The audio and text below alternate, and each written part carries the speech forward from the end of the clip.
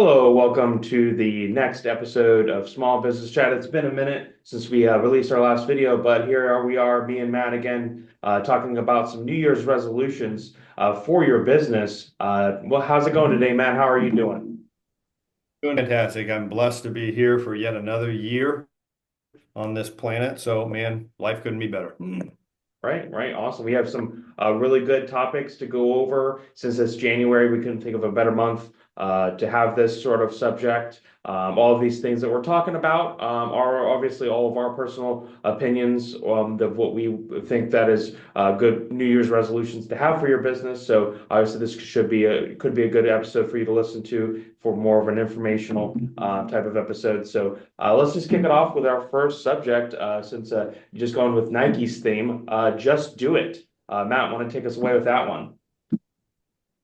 Yeah, man, there's like a little confidence here, but this could be a good episode. It should be. This is going to be an amazing episode. But yeah, Amazing just do it. episode.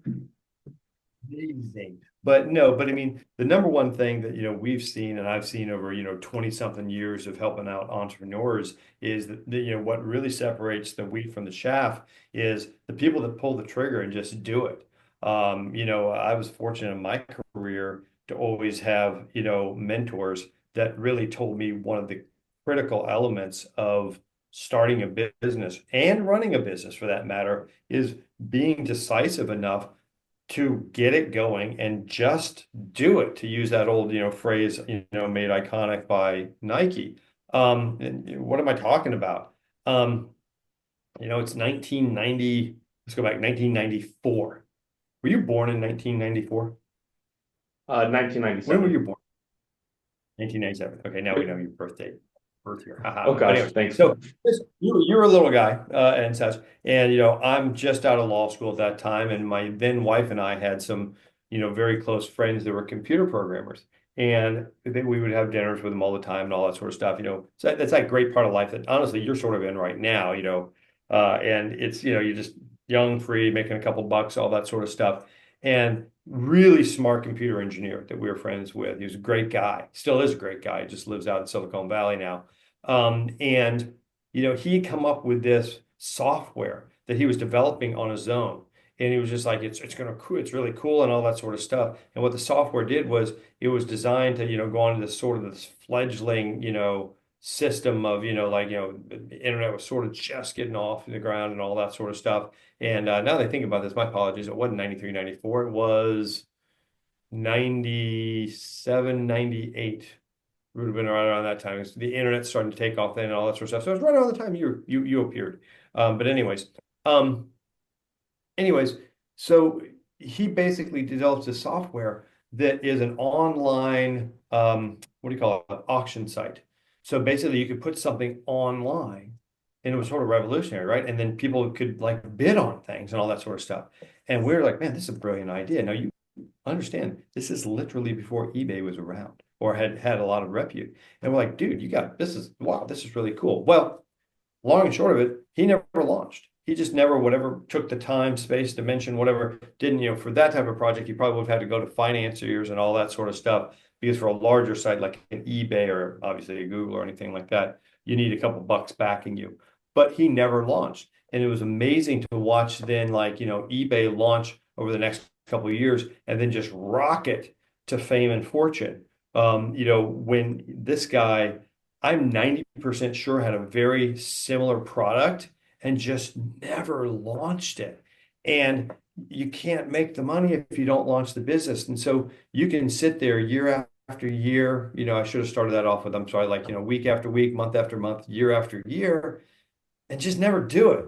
Or you can just go jump off the darn cliff and freaking get it done because you're never going to know. Don't live with regret, the pain of regret. Live with the pain of failure over pain of regret every day of the week. Okay. But just, you're never going to get that small business, open or that dream business that you want if you don't take that jump. So make 2025 be the year that you make the leap. Now, we're going to talk about some other things. You don't want to just foolishly leap, but you do want to do it. Like, so if the only thing that's keeping you from doing it this year is you, step out of your own way and open that business. What do you think? Perfect. Perfect. Yeah, I think that's Am I open it on preaching? up. Open it up like a garage.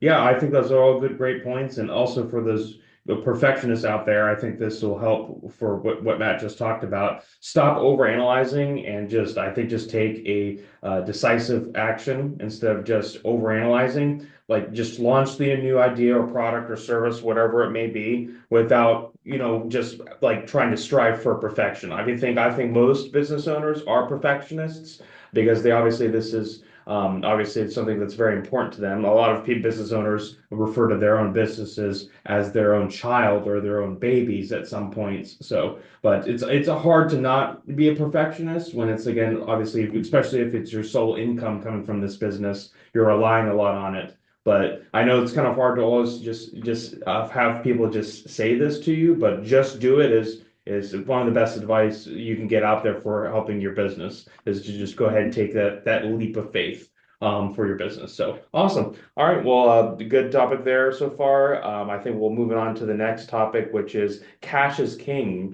Take it away, man. Yeah, I mean that's the other thing is you do have to understand. So this will, not to pour a little bit of cold water, just do it. But the next one also is your resolution is, and I think a lot of small businesses that are established out there use sort of a monetary system of, well, if I have money in the bank, then the business must be doing okay. And I'm not going to poo-poo too much on that, but I know from experience that you really should get like a great product like Quicken or QuickBooks or whatever you call it and have accounting software because in the history, in my history, I've used the cash method, shall we say, before. Hey, I got cash. There's money in the bank, so the business must be doing really well. That's a great measuring tool, but please know your books very well. I mean, and it's one of the things that we've had over the years a few people come through as customers that have been fortunate enough to be up here on you've heard of the Shark Tank, right? Damon John, Mr. Wonderful and Kevin O'Leary Yeah. and all those guys. And then they sort of rotate out Barbara Corcoran, they rotate out Mark Cuban has been a really big staple of that as well. But whether or not you're going to seek investments or investors in your business or not, you really just have to know your books extraordinarily well. So let's just take, for example, like just your standard t-shirt company. You need to know what the cost is of that t-shirt. It's like, oh, it's going to cost me, $3 to get it, printed, et cetera, from the printer and all that sort of stuff. It's going to, and then, another $1.50 of that is advertising on top of that. And then, yada, yada, yada. So then, I know for a fact my product's going to cost me $5.73. And then I know that I'm selling it for $12 each. So I profit on, $6 and whatever per. You got to know your books like the back of your hand and, commit in 2025 if you're an existing business or if you're just a startup. If you're a startup, know them from day one because that way you know when you're sliding too much in the red. Now, listen, most startups are going to start in the red. Very few startups are able to be fortunate enough that, oh my God, I've got such a great product. Here it is, and you're a gajillionaire in 30 seconds or less, right? But knowing your books from the very start will keep you away from the trap of, oh, I have money in my bank account. And then you didn't realize that, oh, well, you've got five or $10,000 in your bank account, but what you don't realize is, well, on this, January 31st, you have a $15,000 bill and you only have 12,000 in your bank account. That can create a minor issue for you. And then you run and you put 3,000 on your credit card to cover it. Well, next month you put another 2,000. Before you realize it, you think you've had this great profitable business, and the reality is you've just been running up debt, debt, debt, and more debt, and you got a problem. So knowing your books will let you run your business less emotionally and actually more strategically. So you actually know, say, listen, I know what my numbers are, et cetera. So if you're going to investors, whether or not you're going to investors, you happen to be blessed to go on the Shark Tank because those guys are, kingmakers. If you get on the Shark Tank, holy crap. I mean, congratulations, it's marketing your business and all that sort of stuff. But the vast majority of us aren't going to be able to do that. What you simply want to do, though, is know your books so that number one, you can make strategic, good investment decisions with reference to your products, marketing, and otherwise. But number two, you don't quietly just use that cash basis, and then you don't realize you're actually sliding into a hole deeper and deeper and deeper with that business. So number one, do it. jump off the cliff, open the business, but do it intelligently. And number two, know your books from day one, or if you've already established small business, it's okay. Get a handle on your books because you will sleep better at night doing so, and your business will be healthier for it, right? Right, right. Awesome. So you use the correct programs, use the correct, use the correct softwares. As Matt, you mentioned, what was that? What were those two? Quicken, and what was the other one you mentioned?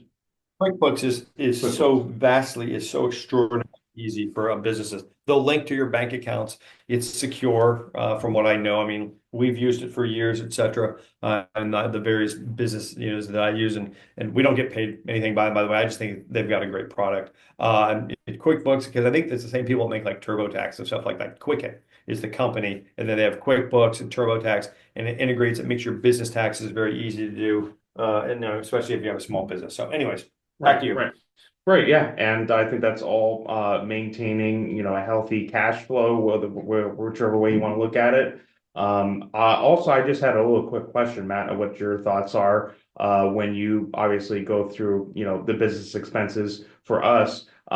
Is there any time where you constantly, either once a year or maybe even every single month, you look at non-essential expenses and you kind of do you just kind of adjust that? What's your advice for adjusting to maybe some non-essential expenses to make sure that your business stays strong financially? I think that what a great question. Thank you. At a minimum, every business every quarter should look at their books. And once again, you're driving home the importance of having accurate books because then you can look what you're spending on marketing. You can look at what you're spending on personnel, what you're spending on resources and food and beverages or whatever for everything. And then you can say, okay, what can I cut? Running a business is, and I know we have nonprofits and some people will slam me for this, but a business should be for profit. And you shouldn't be running, especially a small business, if it's basically if it's the income that you rely on to put food on your table. And so then, and you should be, shameless when you think of it that way. My business is to basically feed my family. That's the way it goes. So the question is, how can I put more on food on the table and or more food on my employees' tables or whatever the case may be? And to your point, or to your question rather, at a minimum quarterly, hopefully monthly. And then you just literally look at your balance sheet. Like I said, if you're using a program like QuickBooks or whatever, you click a button and it'll pull up, you spent, 10,000 on marketing this month, you spent, 15,000 or no, not 15, 2,000 on food and beverages for the office, whatever. And you can quickly go through like, well, what can I think of? And, for a small business, every month I encourage people to have sort of a miserly look at their bills. Sorry, let me tell you a story about this. It's not necessarily business, but it's a way of thinking in life. We had a friend, again, my former wife and I had a friend that was my former wife's, I can say this, jeweler. But hanging out with that woman taught me what I think all small business should know is everything is negotiable. And I think everyone should think of, especially in small business, everything is negotiable. And so what I mean by that is we would be sitting out at dinner and she would be sitting there, we'd have a lovely dinner, at the table of 10 people or something like that. And like she would start negotiating with, this is not a joke. She would start negotiating with the waiter. She's like, I'm not gonna pay $21 for the scallops. They were a little bit dry, whatever. I'll pay 18 for them. Talk to your floor manager, let me know. We were once shopping with her and she literally was in a Macy's and she looked at an outfit that was not on a sale rack and she's just like, tell your manager I want to talk to him. And the person's like, huh? What did I do something wrong? The salesperson said, no, I'm talking about you. And then $95 sweater. She's like, I'll give you 75 for it. And he's like, you're nuts, lady. This is $95. But she was insistent. I'll give you $75 for this. Okay. Um, he looked at it, he goes, there's a little thread here. I can do it. I can call it a damage. Yeah, $75, just take it. So whether or not she was being a pain in the butt, whatever the case it was, everything is negotiable. So back to your point, look at your bills at least once a quarter. Keep proper books. But even when you're talking to like your internet service provider, your janitorial service, it doesn't matter what it is. I'm a huge advocate of taking care of your people, but so you can't negotiate with your people and their salaries and all that sort of stuff. I'm not saying that because you control the ultimate authority. But for vendors for you and such, ask for the discount. Even if it's not stated. So, our internet service provider, reminding myself here. I was basically like, okay, why are we paying $300 a month for the office? You got any deals for me? 200. We've been with you for 2 years. Why should we give it for 200? You're not? Okay, I'm gonna go somewhere else. The janitorial service, can you push it down? Can you push down the cost of goods? Whatever the case is. As a small business person, always evaluate those costs. Can you chop it or can you ask for discounts? I see you looking perplexed over there. No, perplexed. No, I'm yeah, done on that yeah, point. no, yeah, sounds We'll good. talk about stuff. I was actually gonna bring up now that you're telling that story about that person that you were meeting with the jeweler that you met and were observing. I have a little funny story. It kind of reminds me of that one line from Breaking Bad. Have you ever seen that show, Breaking Bad, before? It's one of my favorite Yeah. shows of all time. Spoiler alert for whoever has seen this. It's not too big part of the TV show or anything, but it was the part where Walter White was. I think he was in the middle of somewhat of his somewhat divorce with his wife, and so he was trying to get a new apartment.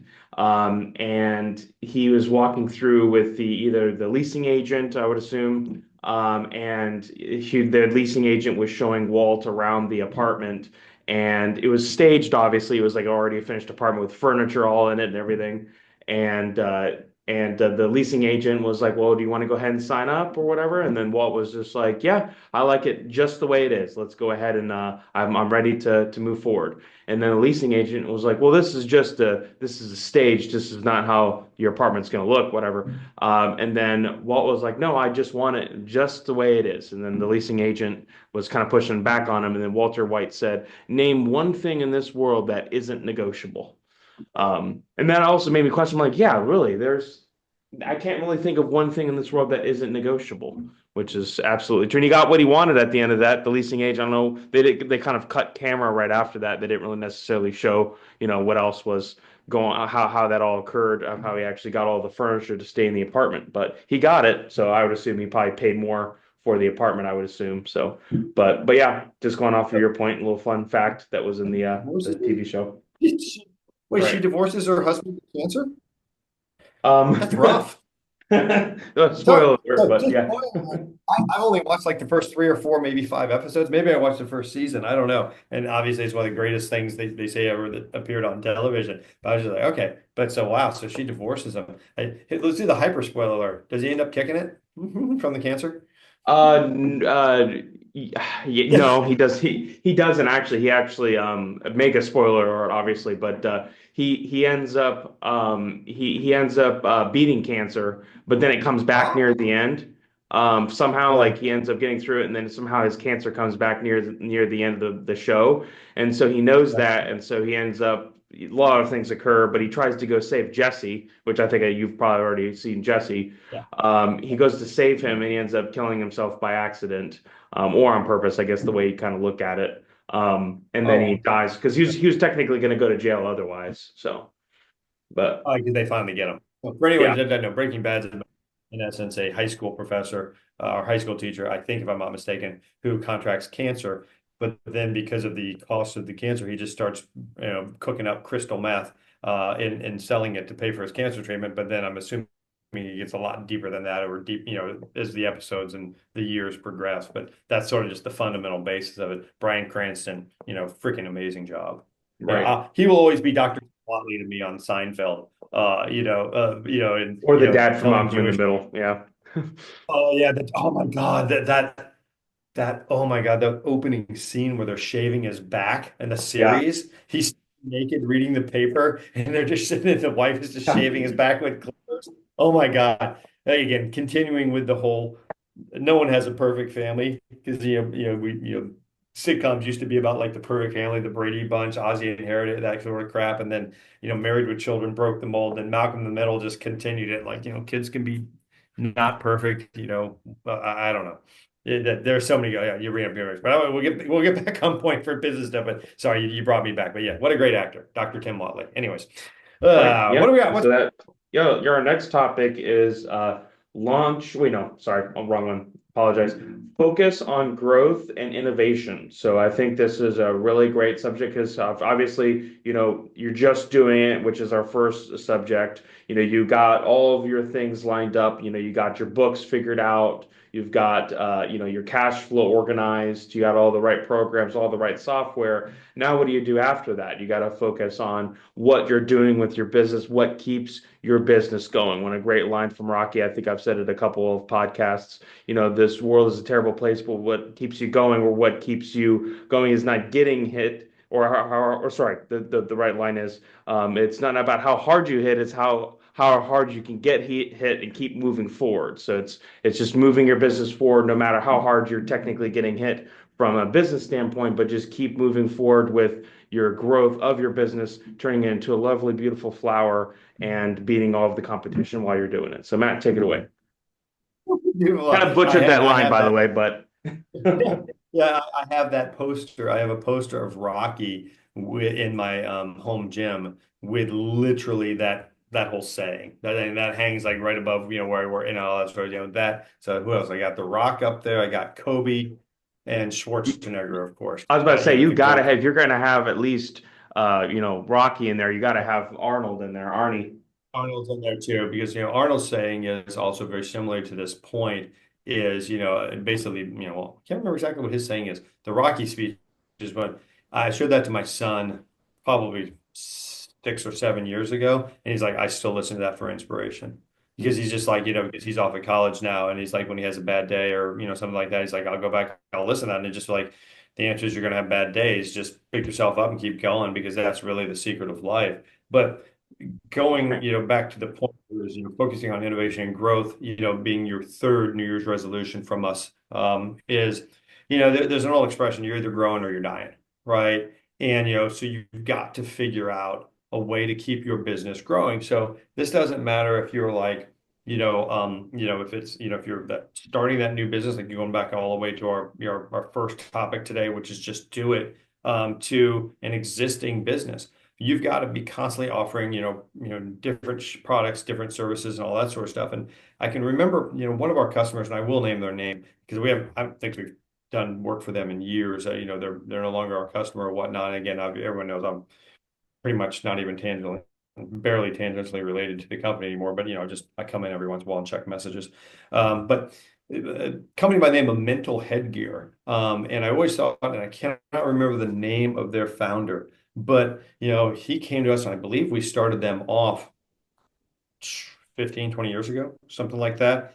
And what are they? So if you've seen ever ever seen like the crazy like people go skiing and they have like these crazy like Rastafarian looking like hats, with like the things going everywhere, like the stringers and all that sort of stuff. So they started off sort of looking as like fake hair with a headband, but they're actually just hats. But then they started going into almost like some of them were like jesters from like all that sort of stuff, and then they're string all that sort of stuff.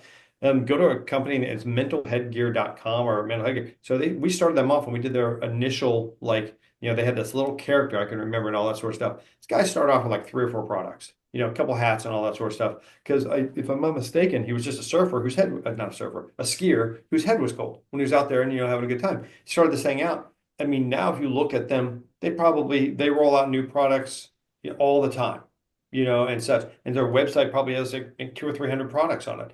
Constantly grow and innovate. We talked about not being a perfectionist, but one of the people that is known for probably in the mega corporate world as being one of the greatest perfectionists that cost him his job at his own company. God rest his soul, Steve Jobs. He was an absolute perfectionist. Of course, he had the ability to do it in a small business. I would say you can't be a perfect. You want to be a perfectionist to the point that you can't have a product that does not serve your customer's best interest, or you can't provide a service likewise. But if you're sitting there waiting for it to be perfect, it may never be. Launch it, get going. Steve Jobs understood the principle of perfection, though, because he had the luxury of doing that, even though it cost him his job at one point.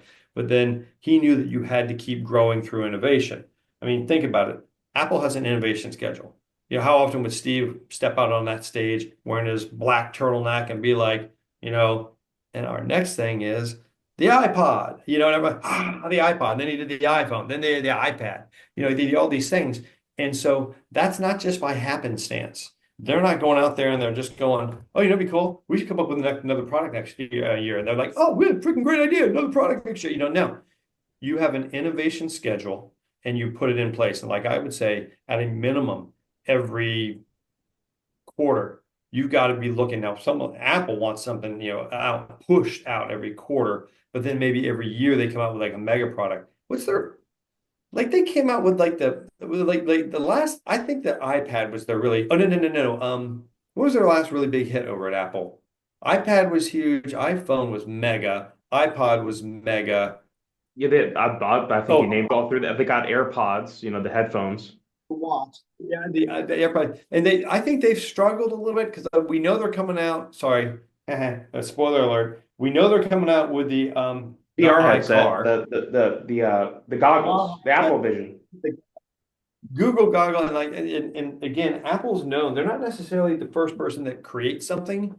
They just like I mean, they had iPhones before. They had mobile phones with browsers and stuff. They just came out and kicked the crap out of BlackBerry and all that sort of stuff. We've talked about that story before.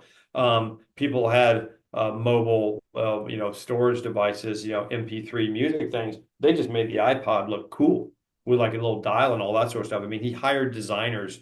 They're like, I think I can't remember it's the story of him. I talk about it in one of the books that I wrote, but he hired like an Italian designer to design a famous designer to design it because it's cool looking, right? And such. But you always have something. The iWatch was big. I know that they have the iCar or the Apple Car coming out. It's some juncture. They're trying to, I think it's going to be a gas or an electric car maybe in the next year or two. That's on the books for them. But again, so smaller innovations, maybe a quarterly, they put out a new, iOS system. Actually, a lot of their innovations like really have been sort of to me, I've been like, seriously. But every time they push out a new phone, think about it, like a 13 and a 14. What are they? I think they're on 13 Pro right now. I mean 13 or 14, whatever the hell it is. One of But you those, got to yeah. give because why am I going to buy this phone? I don't know if I have 11 or 12 or whatever else. We literally know someone that has like a one or two and they're still using it. And they're a patent attorney. And they say, why am I going to get in that? But they always push out something new every time they want to sell more phones, which is about once a year. They're like, oh, look, the camera has three lenses now. So you can take pictures. I don't freaking know what three lenses do, but they tell me it's cool. I believe the marketing, right? Although I get a new phone usually when mine starts to die, which by the way, they're probably listening to $50. My phone starts to die later today. It starts slowing down. But you've got to keep growing or you're dying because here's why. Your competitors aren't sitting idly by. They're watching you. And if you are just ever satisfied in business that I have just enough business to make myself happy, your customer list will start dwindling down because you're not doing things to add to that list. Because you will have attrition naturally through other people going out of business, through other people not really enjoying your product anymore, whatever the case may be. It happens to everyone. Some people out there even believe in buying a Samsung phone over an iPhone. I don't understand the reasoning for it. Seems illogical to me. What do you think about that, Jacob? Well, considering my opinion on that, which we won't go into too much because I could talk forever, but I think go ahead. Oh, no, I just laughing at you. Oh, I think, I mean, obviously everyone has their own opinion. I used to have an iPhone back in the day. I switched to Samsung and never really looked back, but it's just certain things that again, that I like more on the Samsung than I do on the iPod, but they both do the same thing. That's the thing I don't really argue too much about with people that have iPhones, even though they're so proud. Is I don't really argue. It's at the end of the day, it's a phone. They're both touch screen. They both do the same exact things. They just have different operating systems. So So, and one of the things I will just say, and this is for a subject for another day, one of the things that a business should strive for, maybe a 3A, we talk about focus on innovation and focus on, growth and all that sort of stuff. But, focus also on the fanaticism of the people who actually purchase your goods or services. Because you ultimately do, even though you don't want to be a perfectionist. I know this is going to sound a little bit hypocritical, especially as a small business, but you want to create and deliver service in such a manner or deliver a product in such a manner that people become so fanatic about that product or service that you actually see something that like when iPhone users actually encounter a Samsung user, they're indignant and incredulous because they can't understand how could you ever walk away from an iPhone? And to be candid with you, it's not necessarily a concept of, excuse me, that's not as a result of basically how great the iPhone is or how great or not great the Samsung phone is. It's really a testament to Apple's marketing that their followers think that it is the greatest thing ever, and they cannot even comprehend, how someone could use something else. And it has nothing to do with the actual quality of the products or anything like that. Mhm. It is the perception of the quality of those products. And if you want to talk about marketing genius on the part of Apple, creating that perception in a fanatical group of people and consumers keeps them in the position that they are. And how do they mature that? How do they keep feeding that? Growth and innovation. Keep up with your growth and innovation. Back to you, sir. Beautiful. That's just such beautiful the way you just put a bow on that one. Just a few things because I think that's pretty much our best three topics there. I did want to touch upon a couple of things, and Matt, feel free to add in. Just going off again when we were talking about the Rocky line. What's so beautiful again about that whole line again, like it's more of just in a nutshell, what doesn't kill you makes you stronger. And then also, again, it's not about how hard you can hit, it's about how hard you can get hit and keep moving forward. What's so beautiful about that to me is it applies to both things in Rocky's life. Because again, you kind of get the perspective of obviously, as you know from watching, because that's at that point it was like the fifth one in the series. You all know that Rocky obviously doesn't hit the hardest, but he can somehow like superhuman like get punched a million thousand times and still survive and go through and take down the Russian, obviously in the fourth one, and then Mr. T in the third one, and then Apollo Creed in the second and first one. He could take on these larger opponents because he has that that growth inside of himself, and also the strive, or whatever else you want to call it, the motivation to keep moving forward no matter what. The beauty of that is not only was he talking in the sense of his own boxing, but also within himself. Obviously, he's talking to his son, to help grow himself into a better man. But that's what's so beautiful about it is it helps the viewer understand it from just watching Rocky over the course of five movies of him moving forward, but also within life itself. I think that obviously definitely carries over to not only just personally for anybody that's listening, but also for your business, especially because there will be downfalls. I mean, Matt has tons of stories that we've gone over in podcasts of things that's happened to his business, our business. But no matter what, you just keep moving forward. No matter how many hits you take business wise or financially, you just keep moving forward. So, and then also just to talk about obviously our new subject, which again is the shamelessly market yourself, or to keep just keep innovating and growing. One of my favorite lines, Matt, from again, I'm bringing up another movie or television show here, but have you ever seen The Founder with Ray Kroc? Have you ever seen that movie? Yeah, Yeah, it's a yeah, fantastic movie. With Michael yeah. Keaton. Yeah, I've seen that movie plenty of times. Like I'd say maybe five or six times. It's not just because I love McDonald's. It's just, and obviously at the end of the day, in my opinion, Ray Kroc. After watching that, I kind of view a little bit McDonald's just a little bit differently than I've viewed it. Not always saying McDonald's has always been a favorite restaurant or True. anything. Good for Ray.